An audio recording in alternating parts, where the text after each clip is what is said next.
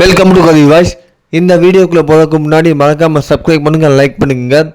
இந்த வீடியோ பார்த்தீங்கன்னா பிரேமலதா விஜயகாந்த் மேடம் பார்த்தீங்கன்னா கொஞ்ச நாளைக்கு முன்னாடி ஒரு இன்டர்வியூவில் என்ன சொல்லியிருந்தாங்கன்னா, நேற்று முளைத்தான் காளான்கள் உடனே எதுவும் பண்ணிட முடியாது, ஒரு நாள் மலைக்கே தாங்காது, மக்கள் விரும்பும் கூட்டணியாக தேமுதிக 2026 தேர்தல் ஜெயிக்கும் அப்படின்னு சொல்லியிருந்தாங்க. ஆனால் நிறைய பேர் என்ன சொல்லியிருந்தாங்கன்னா, பிரேமலதா விஜயகாந்த் கடுமையாக விஜய் விமர்சிக்கிறாரு அப்படின்னு ஏகப்பட்ட குற்றச்சாட்டுகளை வச்சுருந்தாங்க. ஆனால் உண்மையிலே கண்டிப்பாக இந்த குற்றச்சாட்டுகள் தளபதி விஜய்க்கு இருக்காது அப்படின்னு எல்லாமே நினச்சாங்க.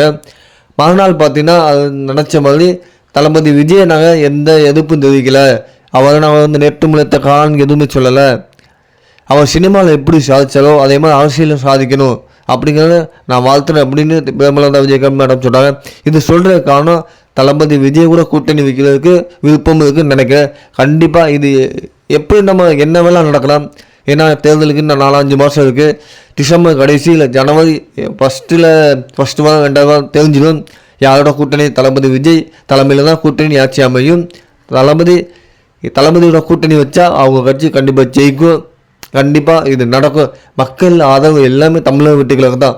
முதல் ஓட்டு போட்டவங்க எல்லாமே விஜய்க்கு தான் போடணும்னு சொல்கிறாங்க. நிறைய பேர் வீட்டில் அவங்க அப்பா அம்மா என்ன சொல்கிறாங்கன்னா, இப்பயும் விஜய்க்கு ஓட்டு போடணும்னு சொல்லி